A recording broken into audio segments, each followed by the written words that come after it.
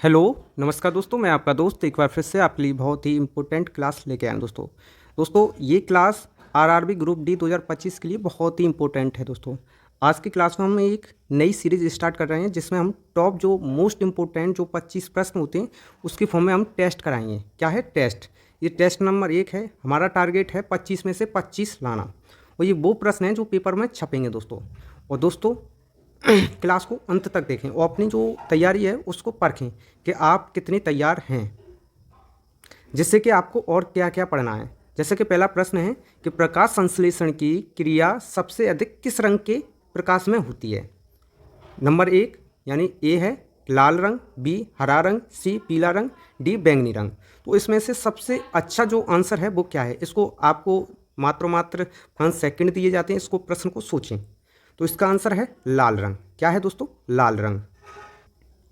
लाल रंग में जो प्रकाश संश्लेषण है वो सबसे ज़्यादा होता है। क्या होता है? सबसे ज़्यादा। अब हम समझेंगे प्रकाश संश्लेषण होता क्या है। प्रकाश संश्लेषण में क्या है, सन से क्या आती है? सोलर ऊर्जा, ठीक है। और जड़ से किया जाता है वाटर, और एटमॉस्फेयर से क्या जाता है? Carbon dioxide. और उसके बाद हमारी पूरी प्रक्रिया होती है। उसमें क्या होता है? 6 CO2 + 6 H2O मिलकर क्या बनाता है? C6H12O6, इसको बोलते हैं ग्लूकोज। और क्या बनाता है? 6 O2, ये होता है हमारा क्या? ऑक्सीजन। इसे क्या है? ऑक्सीजन। तो ये प्रक्रिया होती है फोटोसिंथेसिस। जैसे ये है, यहाँ से हमने क्या ली? रेडिएशन। और एटमॉस्फेयर से क्या ले लेंगे? CO2। और जड़ से क्या ले लेंगे? वाटर, मिनरल्स, ये सारा। उसके बाद क्या होगी? फोटोसिंथेसिस जो प्रक्रिया होती है। यहाँ पे आता है सूरज का प्रकाश। जैसे क्या है? 6 CO2 कार्बन डाइऑक्साइड, और 6 H2O जो वाटर जड़ से जो जड़ें होती हैं पेड़ की, उससे। तो उसके क्या बात बनता है? C6H12O6, इसको बोलते हैं हम ग्लूकोज। और क्या बनता है? 6O2 यानी ऑक्सीजन। तो पेड़ क्या छोड़ते हैं? ऑक्सीजन। लेते क्या हैं? CO2। ये चीज़ हो गई। आगे बात करते हैं। अगला प्रश्न है दलहन के पेड़ में पाए जाने वाले जीवाणु को क्या कहते हैं? इसको भी मिलती है आपको मात्र 5 सेकंड। इसको देखें। कौन? जो दलहन का पेड़ है उसमें कौन सा बैक्टीरिया पाया जाता है? तो वो दोस्तों कौन सा पाया जाता है? वो पाया जाता है राइजोबियम बैक्टीरिया। कौन सा होता है? Rhizobium bacteria. जो राइजोबियम बैक्टीरिया है, जो एटमॉस्फेरिक नाइट्रोजन होती है उसको किस में?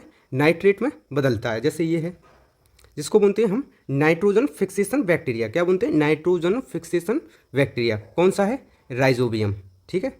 एक एजेक्टोबैक्टर भी होता है, और जो थंडरबोल्ट होती है यानी जो बिजली कड़कती है उससे भी जो एटमॉस्फेरिक नाइट्रोजन है वो नाइट्रेट में बदल जाती है। ये भी याद रखना है, ठीक है दोस्तों।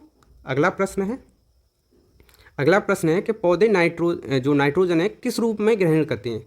पौधे क्या करते हैं? जो अब एटमॉस्फेयर में क्या है? 78% क्या है? नाइट्रोजन। वहीं 21% क्या है? 21% है ऑक्सीजन, ठीक है। क्या है? ऑक्सीजन, ठीक है। वहीं 0.03% क्या है? CO2, ठीक है। ये है, इधर है नाइट्रोजन, ठीक है। ये इसका अनुपात है। लेकिन जो ये 78% नाइट्रोजन है, जो पौधे हैं इसी रूप में नहीं ले सकते हैं। वो किस रूप में लेंगे? वो लेते हैं नाइट्रेट के रूप में। किसके रूप में? नाइट्रेट के रूप में। तो इसका आंसर हो जाएगा नाइट्रेट। अगर हम इस ग्राफ को समझ लेंगे, जैसे ये क्या है? ये है हमारी वायुमंडलीय नाइट्रोजन। ये जो नाइट्रेट के फॉर्म में कैसे बदलती है? एक तो जो तड़ित द्वारा यानी जो बिजली कड़कती है उसके द्वारा नाइट्रोजन स्थिरीकरण होता है, और दूसरी वायुमंडलीय नाइट्रोजन का जीवाणु एवं नील हरित शैवाल द्वारा भी स्थिरीकरण होता है, ठीक है। तो आप अगर इतना भी याद रखेंगे तो आपके लिए बहुत है, ठीक है दोस्तों। आगे बात करते हैं। ये वही चीज़ चल रही है, नाइट्रोजन फिक्सेशन। दोस्तों अगर आपने अभी तक चैनल को सब्सक्राइब नहीं किया तो चैनल को सब्सक्राइब कर लें, बेल आइकन को दबा लें, जिससे कि आपको समय समय पर नोटिफिकेशन मिलता रहे दोस्तों। पादप में जल तथा खनिज लवक जो लवण द्वारा संचालन किसके द्वारा होता है? जो पादप है, पादप में जल और खनिज किसके द्वारा ऊपर नीचे जाते हैं? जल और खनिज आ गया, जल से हो गया जाइलम। दो ऑप्शन रहते हैं, एक जाइलम दूसरा फ्लोएम। तो आपको कौन सा याद रखना है? जाइलम। जल से जाइलम, और फूड के लिए फ्लोएम। तो इसका आंसर क्या हो जाएगा? जाइलम, ठीक है। अब हम थोड़ा यहाँ पे जो प्लांट टिश्यू है उसको समझते हैं। प्लांट टिश्यू दो प्रकार के होते हैं, एक मेरिस्टेमेटिक और एक परमानेंट टिश्यू। जो मेरिस्टेमेटिक है इसमें एपिकल होता है, लेटरल होता है और इंटरकैलरी होता है।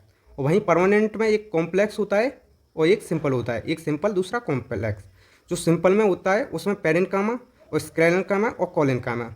वहीं कॉम्प्लेक्स में क्या होता है? जाइलम और फ्लोएम। तो आपको ये भी चीज़ पता चला, जो जाइलम है वो क्या है? कॉम्प्लेक्स टिश्यू है, कॉम्प्लेक्स परमानेंट टिश्यू हैं, ठीक है दोस्तों। कौन से कॉम्प्लेक्स परमानेंट टिश्यू, जाइलम और फ्लोएम। जो जाइलम होता है इसमें किसका होता है, जल का, जल ऊपर से नीचे जाता है। जो फ्लोएम होता है उसमें कौन जाता है, फूड यानी भोजन। तो ये चीज़ आपको याद रहनी चाहिए। जैसे अगला है, पौधों में खाद्य पदार्थ किसके माध्यम से पहुंचते हैं, खाद्य यानी फूड वाला भाग, वो किसके द्वारा बोलते हैं। अब इसमें दो ही ऑप्शन है, एक जाइलम फ्लोएम, ये दो तो आप आंख मीच के हटा सकते हैं। अब जाइलम फ्लोएम से जैसे फ्लोएम आ गया तो फूड, फूड से क्या हो जाएगा, जैसे यही है, जैसे ये क्या हो जाएगा, फूड हो जाएगा, ये क्या हो जाएगा, फूड, फूड से फ्लोएम, और जल से जाइलम। जाइलम और खनिज पदार्थ किससे जाते हैं, जाइलम, और फ्लोएम से फूड। तो इसका आंसर क्या हो जाएगा, फ्लोएम। ठीक है दोस्तों, अगले प्रश्न की बात करते हैं। यहीं पे यही है जो हम आगे समझ चुके हैं। ये जो होता है, जैसे जो फोटोसिंथेसिस होती है उसके द्वारा क्या बनता है, फूड। अब ये जो फूड पूरे पौधों में जाता है वो किससे जाता है, फ्लोएम से। वहीं जो वाटर एंड मिनरल्स होते हैं वो किससे जाते हैं, जाइलम से। इस प्रकार ऊपर से नीचे, ठीक है, जाइलम से। तो ये एक चीज़ आपको याद रहनी चाहिए। अगला प्रश्न है कि आत्महत्या की थैली कौन कहलाता है, आत्महत्या की थैली। तो इसमें ऑप्शन ए है लाइसोसोम, बी है राइबोसोम, और सी है राइबोसोम, राइबोसोम, और इनमें से कोई नहीं। तो इसका आंसर हो जाएगा, आत्महत्या की थैली को बोलते हैं क्या, लाइसोसोम। अब लाइसोसोम को समझने के लिए मेरी एक क्लास डली है, क्या, एक सेल करके डली है, उसमें इसी प्रकार मैंने सारा कुछ समझाया हुआ है। जैसे ये है लाइसोसोम के बारे में कि इसकी खोज किसने की है, डी डुबे ने। इसको आत्महत्या की थैली या एटम बम भी कहते हैं। मैं ये भी बताऊंगा क्यों कहते हैं। यह कोशिका के अंदर पाचन का कार्य करता है। यह जल अब गठन एंजाइम पाए जाते हैं। कोशिका के अंदर का कोई अंग यदि काम नहीं करता है तो ये पूरी कोशिका को नष्ट कर देता है। जब पूरी कोशिका कार्य नहीं करती तो ये कट जाता है, जिससे कि पूरी कोशिका नष्ट हो जाती है। अब हम इसको समझते हैं। जैसे ये क्या है हमारा, लाइसोसोम। लाइसोसोम में इस प्रकार भरे होते हैं एंजाइम, क्या होते हैं, एंजाइम होते हैं। इसी में ये केंद्रक होता है। सॉरी, मैं इसको पूरा ही बनाता हूँ। जैसे ये हमारी कोशिका है, कोशिका में ये होता है केंद्रक, केंद्रक में ये होता है माइटोकॉन्ड्रिया। इसके पास होती हैं एंडोप्लाज्मिक रेटिकुलम, यहीं पे होती हैं। इसमें होते हैं राइबोसोम, क्या होते हैं, राइबोसोम, जो प्रोटीन का निर्माण करते हैं। यहीं पे होता है, ये होता है हमारा क्या, लाइसोसोम। इधर होता है लाइसोसोम। लाइसोसोम में होते हैं इस प्रकार एंजाइम, क्या होता है, एंजाइम। इस प्रकार एंजाइम होता है। मान लो अगर बाहर से कोई आ गया बैक्टीरिया, अंदर एंटर कर रहा है, तो इस पर ये एंजाइम अपना निकाल के इसको नष्ट कर देगा, क्या कर देगा, नष्ट। ठीक है। और जब हम भोजन नहीं किए होते हैं, जो पोषक पदार्थ होते हैं उनको भी, उनसे ये क्या करता है, एनर्जी प्राप्त करता है। और दूसरा, अगर मान लो पूरी कोशिका काम नहीं कर रही है तो इससे क्या है, जो बाहर वाली ये झिल्ली है, ये जो बाहर वाली झिल्ली है, इसको ये क्या कर देता है, ये इसको नष्ट कर देता है, काट देता है। जिससे क्या है, ये पूरा एंजाइम पूरी कोशिका में ऐसे तिछड़ बिछड़ हो जाता है। इससे क्या है, पूरी कोशिका ही नष्ट हो जाती। ये सारा काम होता है इसका, लाइसोसोम पर। अगर मेरी क्लास देखेंगे सेल वाली, तो इससे क्या है, आपको पूरा कंसेप्ट क्लियर हो जाएगा। ठीक है। इसी प्रकार आपको नोट्स भी मिल जाएंगे, पीडीएफ भी मिल जाएगी। अगला प्रश्न है कि लाइसोसोम की खोज किसने की थी। अगर आपने ये पुरानी क्लास देख लेते तो उसमें इसकी खोज डी डुबे ने की थी 1955 में, ये पहला ही दिया है। तो इसका आंसर क्या हो जाएगा, इसकी खोज किसने की है, डी डुबे ने, जैसा कि इसमें है। अगले प्रश्न की ओर चलते हैं कि प्रोटीन की फैक्ट्री कौन कहलाता है, किसकी प्रोटीन की फैक्ट्री, वो कौन है, राइबोसोम। वहीं अगर आप ये पढ़ लेंगे तो आपको पूरा क्लियर हो जाएगा कि 1955 में जॉर्ज एमिल पलार्डे द्वारा खोजा गया था। यह कोशिका के अंदर का सबसे छोटा अंग है, कौन, राइबोसोम। यह प्रोटीन का निर्माण करता है, अतः इसे प्रोटीन की फैक्ट्री कहते हैं। ये भी आपको इसमें ही मिल गया, जो सेम हेडिंग है। तो आपको पता है कितनी, जो मेरी क्लास है कितनी इंपॉर्टेंट है। अब राइबोसोम होता कहाँ है, राइबोसोम जैसे कि मैं यहीं पे बता दूं, ये हमारी कोशिका है। कोशिका के पास ये क्या है, केंद्रक। केंद्रक के पास होती हैं ये एंडोप्लाज्मिक रेटिकुलम, क्या होती है, एंडोप्लाज्मिक रेटिकुलम। एंडोप्लाज्मिक रेटिकुलम दो प्रकार के होते हैं, एक होता है स्मूथ ईआर और एक होता है रफ ईआर। जो रफ ईआर यानी खुरदुरा, उस पर ऐसे डॉट डॉट निशान होते हैं, इसी को हम बोलते हैं राइबोसोम। जैसे ये है, ये इस प्रकार, ये स्मूथ वाला है, इस पर क्या है, डॉट डॉट निशान है, इसी को बोलते हैं रफ ईआर यानी रफ ईआर। ठीक है, रफ ईआर यानी रफ एंडोप्लाज्मिक रेटिकुलम। एक होता है स्मूथ ईआर, ये है स्मूथ ईआर यानी चिकना। ठीक है, जो रफ वाला होता है उसी पे डॉट डॉट होते हैं, जैसे ये है एंडोप्लाज्मिक रेटिकुलम, तो ये रफ वाला, इस पे इस प्रकार ये डॉट डॉट दिख रहे होंगे, ये क्या है, यही क्या है, राइबोसोम है। तो ये चीज़ आपको याद रहनी चाहिए। राइबोसोम क्या करता है, राइबोसोम प्रोटीन का निर्माण करता है, किसका, प्रोटीन का। जब प्रोटीन का निर्माण हो जाएगा तो उसी के पास होती है गोल्जी बॉडी। क्या होती? Golgi body. तो जो यहाँ से प्रोटीन बनाए तो इस प्रकार होती है। तो इसको क्या है, ये एक तो पैकेजिंग करता है, ठीक है, और पैकेजिंग करने के बाद जहाँ पे भी प्रोटीन की ज़रूरत होती है ये वहाँ पे उस प्रोटीन को भेज देता है। तो ये किसका है? ये काम है गोल्जी बॉडी का। अगर आप जो मेरी सेल वाली क्लास है वो देख लेंगे तो आपको पूरा समझ में आ जाएगा। आगे प्रोटीन का संश्लेषण किसके द्वारा होता है वो आपको पता लग गया, किसके द्वारा? राइबोसोम के द्वारा। और जो राइबोसोम है, राइबोसोम दो प्रकार के होते हैं, एक 70S एक 80S। जो 70S होता है वो हल्का होता है और ये कहाँ पाया जाता है? प्रोकैरियोटिक में। जो 80S है ये भारी होता है, ये कहाँ पाया जाता है? यूकैरियोटिक में। अगला प्रश्न है कि डीएनए का प्रतिपादन किसने किया था? वो किसने किया था? कौन वर्ग ने? डीएनए एक अनुवांशिक पदार्थ है, ये कहाँ पाया जाता है? ये हमारे केंद्रक में पाया जाता है, जो कोशिका के केंद्रक में। इसमें होते हैं ये नाइट्रोजन क्षार होते हैं, कौन कौन से? एडेनिन, थाइमिन, गुआनिन और साइटोसिन। वहीं यही सेम होते हैं, वहाँ एक चेंज हो जाता है, यूरेसिल आ जाता है, कहाँ? आरएनए में। ठीक है, आगे बात करते हैं। आगे है प्रयोगशाला में सर्वप्रथम जीन का संश्लेषण किसने किया था? तो इसका आंसर मेंडल, वॉटसन, कॉनवर्ग और हरगोविंद सिंह खुराना। तो इसका आंसर आप बेसिकली लगा सकते हैं, इसका आंसर है हरगोविंद सिंह खुराना, क्योंकि मेंडल हो नहीं सकता है। मेंडल ने जो मटर का पौधा है उसमें जो आनुवंशिकता का खोज की थी, ठीक है। वॉटसन और क्रिक ने और कुछ दिया था, कॉनवर्ग ने आपने अभी पढ़ा था। अगला प्रश्न है, तो इसमें ये देखें कि जीन क्या होता है। ये क्या होता है? हमारे केंद्रक के अंदर जालीनुमा संरचना होती है, उसको क्या बोलते हैं हम? जीन। जैसे ये है, ये पूरा जीन है, ये है, ये जीन है। इसको कट करके हम इसको रिप्लेसमेंट कर सकते हैं। ये डीएनए का डबल हेलिक्स मॉडल है। इसमें क्या है? ये इसका कोडिंग होती है, एडेनिन, गुआनिन, थाइमिन, ठीक है, साइटोसिन। तो ये क्या है? ये इसका कोड है। इसी को जीन सीक्वेंसिंग में हम इसी को पढ़ते हैं। और ये होता है क्रोमोसोम। जीन एडिटिंग में हम क्या करते हैं, जैसे मान लो ये हमारा इतना जीन खराब है तो क्रिस्पर कैसनाइन प्रोटीन के द्वारा कट और पेस्ट के द्वारा हम इसको रिप्लेसमेंट कर देते हैं और इसकी जगह हम दूसरा जो भी अच्छा होता है हम उसको इसकी जगह क्या कर देंगे, यानी ऐड कर देंगे। तो आप जीन समझ गए होंगे। आगे बात करते हैं। अगला प्रश्न है कि बच्चे का लिंग निर्धारण किसके गुणसूत्र से होता है? वो किसके से होता है? पिता के से। ये भी समझते हैं, इसको समझें। जो नर होता है इसमें कितने होते हैं? 22 होते हैं, 22 प्लस एक, ये इधर भी 22 प्लस ये, कुल मिला के इसमें कितने हो जाएंगे? 23, इसमें भी 23 और 23 मिलकर कितना बना देंगे? 46 जोड़ी जो होते हैं। तो 23 में एक जो नर होता है इसमें होता है XY और मादा में होता है XX। वहीं जब XX होगा तो क्या होगी? मादा। तो XY होगी तो क्या होगा? नर। तो Y जो गुणसूत्र है वो कहाँ से आ रहा है? पिता से, क्योंकि Y ही डिसाइड कर रहा है कि लिंग, बच्चा का जो लिंग है कि लड़का होगा कि लड़की, ये चीज़ है। आगे है अगला प्रश्न, मधुमेह रोग किसकी कमी के कारण होता है? जो मधुमेह रोग है वो होता है इंसुलिन की कमी के कारण। इसका आंसर क्या हो जाएगा? Insulin hormone. जैसे मधुमेह यानी डायबिटीज़ होती है, डायबिटीज़ के जो लक्षण होते हैं जैसे बार बार पेशाब आना, धुंधली आँख, भूख ज़्यादा लगना, धीरे धीरे घाव भरना, वेट लॉस, अधिक प्यास लगना, ये बेसिक थोड़े डायबिटीज़ के लक्षण हैं। बेसिकली इसमें आपका इससे कोई लेना देना नहीं है, इसको एक इंटरेस्ट के तौर पर आप समझ सकते हैं। वैसे तो मैंने बता दिया मधुमेह रोग किसकी कमी के कारण होता है? इंसुलिन हार्मोन कहाँ बनता है? अग्नाशय। अग्नाशय की कहाँ? बीटा सेल कोशिका में। ये आपकी इन्फॉर्मेशन होगी। अगला प्रश्न है कि इंसुलिन शरीर में कहाँ बनता है? ये अभी मैंने बताया था, कहाँ बनता है? अग्नाशय कोशिका में। कहाँ बनता है दोस्तों? अग्नाशय कोशिका में। अग्नाशय कोशिका में वो भी कहाँ बनता है? जैसे ये अल्फा सेल, इसमें क्या बनता है? ग्लूकागॉन, ठीक है, क्या बनता है? ग्लूकागॉन। बीटा सेल में इंसुलिन, उसके बाद गामा सेल भी है। तो ये सारे सेल हैं। वहीं हमको काम है ये, जैसे कि अगर हमारे शरीर में ग्लूकोज की अगर मात्रा बढ़ रही है तो उसको नियंत्रित कौन करता है? इंसुलिन। अगर कम हो रही है तो कौन बढ़ाएगा? ग्लूकागॉन। तो इन दोनों का यही काम होता है, अल्फा सेल और बीटा सेल। तो ये आपको याद रहनी चाहिए। तो आपको जैसा कि पीछे पता लग गया कौन होता है बीटा सेल में? बीटा सेल से ही निकलता है कौन? इंसुलिन। और इंसुलिन किसको नियंत्रित करता है? किसको? मधुमेह यानी डायबिटीज़ को। अगला प्रश्न है कि दूध में कौन सा विटामिन नहीं पाया जाता है? तो दूध में कौन सा नहीं पाया जाता है? Vitamin C. तो इसका आंसर हो जाएगा विटामिन सी। वहीं हम जो विटामिन, जैसे विटामिन ए किस में पाया जाता है? गाजर में।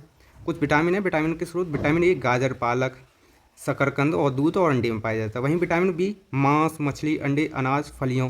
विटामिन सी खट्टे फल और हरी सब्जी और मिर्च में पाया जाता है। विटामिन डी मछली, दूध और सूर्य की रोशनी इसमें पाया जाता है। वहीं विटामिन ई तेल, नट्स और बीज में पाया जाता है। वहीं विटामिन के हरी पत्तेदार सब्जियां और फूल गोभी में पाया जाता है। ये कुछ विटामिन के स्रोत हैं जहां से आप विटामिन प्राप्त कर सकते हैं। विटामिन की कमी से होने वाले रोग कौन कौन से? विटामिन ए की कमी से रतौंधी रोग, विटामिन बी की कमी से बेरी, विटामिन सी की कमी से स्कर्वी, विटामिन डी की रिकेट्स और विटामिन के की कमी से जो रक्त का थक्का नहीं जमता है उसकी समस्या हो सकती है। ये जहाँ तक है किसी ना किसी आपके प्रत्येक एग्जाम में यहाँ से एक प्रश्न आना कंपलसरी है। आगे, मानव मूत्र में कौन सा विटामिन उत्सर्जित होता है? तो वो कौन सा है? Vitamin C. ये स्रोत नहीं उत्सर्जित होता है।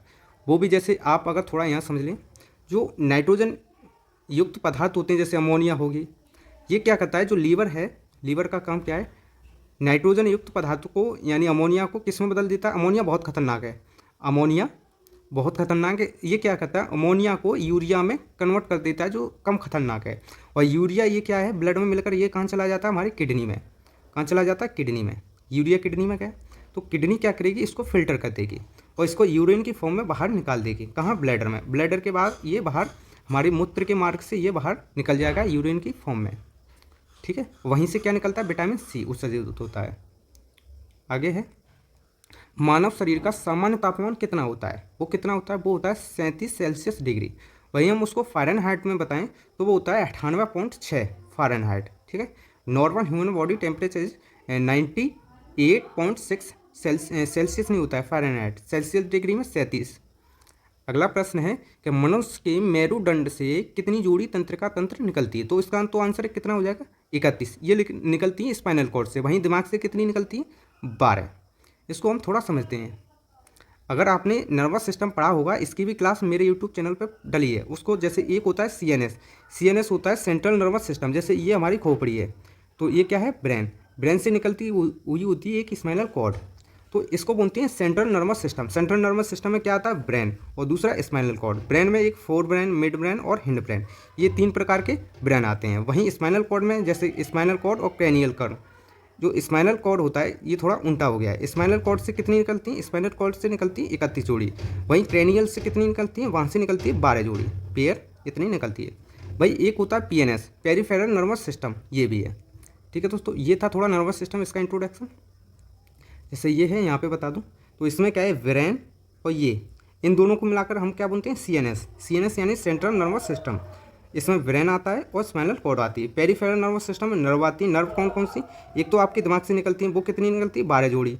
वहीं हमारी स्पाइनल कॉर्ड से निकलती है कितनी? 31 जोड़ी। इन दोनों को मिलाकर क्या बनता है? Peripheral nervous system. तो ये है। आगे बात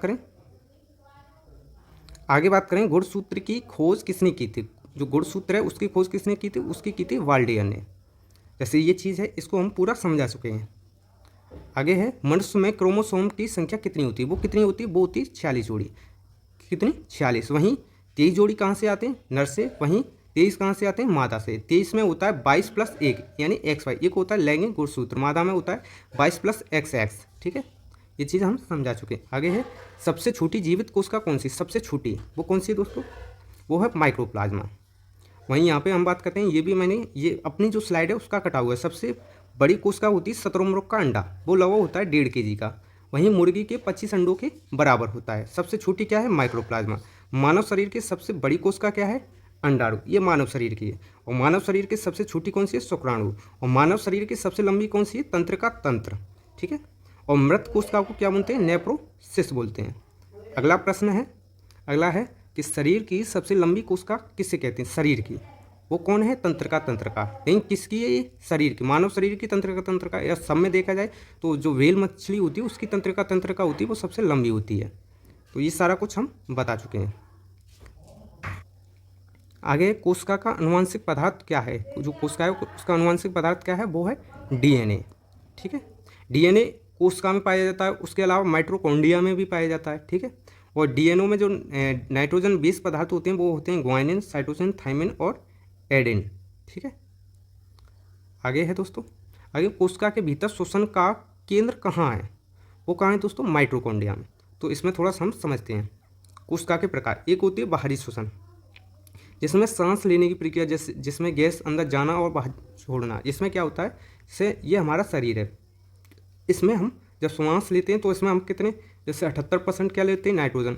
वहीं 21% क्या लेते हैं? ऑक्सीजन। वहीं 0.03% लेते हैं CO2। ऑक्सीजन, वहीं 78% नाइट्रोजन।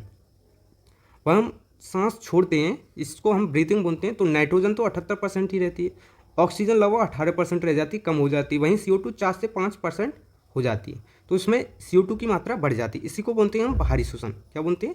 बाहरी श्वसन, जिसको हम ब्रीदिंग भी बोलते हैं, सांस को अंदर लेना बाहर छोड़ना। आंतरिक श्वसन में क्या होता है? रक्त और शरीर के कोशिकाओं के बीच गैसों का आदान प्रदान, ये शरीर के कोशिका के अंदर होता है। एक होता है कोशिका श्वसन, जो माइटोकॉन्ड्रिया में होने वाला श्वसन होता है, एक होता है वायवीय श्वसन, दूसरा होता है अवायवीय श्वसन। ठीक है, ऑक्सीय श्वसन, एक अनऑक्सीय श्वसन। वायवीय श्वसन जिसमें ऑक्सीजन की जरूरत होती है, अवायवीय श्वसन जिसमें ऑक्सीजन की जरूरत नहीं होती है। इसको हमने जो कोशिका का पार्ट है उसमें बहुत अच्छे से बताया है। तो ये थोड़ा पार्ट है, कहाँ कहाँ से ये जाती है। नेसल कैविटी हो गया, फेरिंग्स हो गया, लैरिंग्स हो गया, ट्रैकिया हो गया, ठीक है, ब्रोंकी हो गई, ब्रोंकिलेस हो गई, एल्वियोली हो गई और डायफ्राम हो गया। आगे बात करें, टमाटर का खाने योग्य भाग कौन सा है? वो कौन सा है? फल वित्ती। ठीक है, जैसे ये है, जैसे जड़ का खाने योग्य भाग कौन सा है? वो है गाजर हो गया, मूली हो गई, चुकंदर हो गया, शकरकंद हो गया, शलजम हो गया, ये क्या है? जड़ का खाने योग्य भाग। वहीं तना का है? अदरक हो गया, प्याज हो गया, लहसुन हो गया, शतावरी हो गया, अजवाइन हो गया और रुबब्बर, ये क्या है? तना। पत्तियाँ क्या है? पालक, मेथी, पत्ता गोभी, सलाद, ये क्या है? पत्तियाँ। वहीं फल क्या है? ब्रोकली और फूल गोभी, ये क्या है दोस्तों? फूल है। फल में क्या है? सेब हो गया, केला हो गया, टमाटर हो गया और एवोकेडो हो गया। बीज में क्या है? गेहूँ और चावल, मक्का, ये क्या है? बीज। जैसे ये है, इसमें मैं बताऊं, ऊपर ये क्या लग रहा है? फूल। ये क्या है? पत्ते। ये क्या है? फल। ये क्या है? तना। ये भी तना है, जैसे ये क्या है? तना। ये नीचे क्या है? जड़। तो ये चीज़ है दोस्तों। और दोस्तों ये क्लास आपकी पूरी कंप्लीट हो चुकी है। अगर आपको इसकी PDF चाहिए तो vision all exam Telegram channel से आप इसकी PDF ले सकते हैं। क्लास अच्छी लगी हो तो लाइक का बटन दबा दें दोस्तों। चैनल को सब्सक्राइब कर लें जिससे कि आपको समय समय पर नोटिफिकेशन मिलता रहे दोस्तों। धन्यवाद दोस्तों, नमस्कार।